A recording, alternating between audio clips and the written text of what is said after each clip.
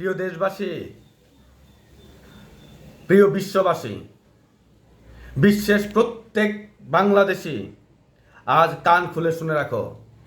আজ ইরানে যে এই হামলা হয়েছে, ইরানের যদি পতন হয়, এরপর পাকিস্তানের পালা, এরপর সারা বিশ্বে মুসলিমদের পালা, এরপর ইসলামের পিছনে লেগে থাকবে, ইসলামের সাথে যুদ্ধ ঘোষণা করা হবে। ইরানের যুদ্ধে ইরানকে হারতে দেওয়া যাবে না। বিশ্বের মুসলিম নেতাদের আমি আহ্বান জানাই, ইরানের পাশে দাঁড়ান।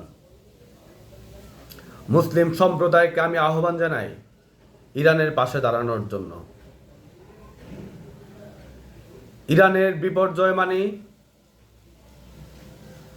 মুসলিমদের বিপর্যয়, মুসলমানদের বিপর্যয় মানে ইসলামের বিপর্যয়। যুদ্ধ, ইরানের পরেই পাকিস্তানের পালা। এই কথা সবাইকে মনে রাখতে হবে। কোনো যুদ্ধই ভালো কিছু বয়ে আনে না। আমি জাতিসংঘের প্রতি আহ্বান জানাই, বিশ্ব নেতাদের প্রতি আহ্বান জানাই এই যুদ্ধ বন্ধ করার জন্য। কোনো ধর্ম, কোনো জাতি, কোনো গোত্র, কোনো দেশ যুদ্ধ করে ভালো কিছু বয়ে আনতে পারেনি। যুদ্ধ শুধু অর্থনৈতিক বিপর্যয় নিয়ে এসেছে, নিরীহ শিশু এবং মানুষের মৃত্যু বয়ে আনে।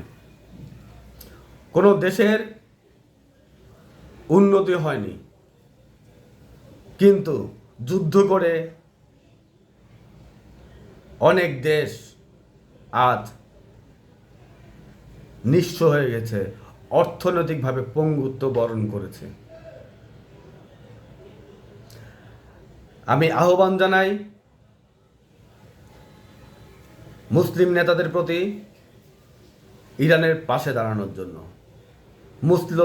বিশ্বের মুসলিমদের ঐক্যবদ্ধ হওয়ার জন্য।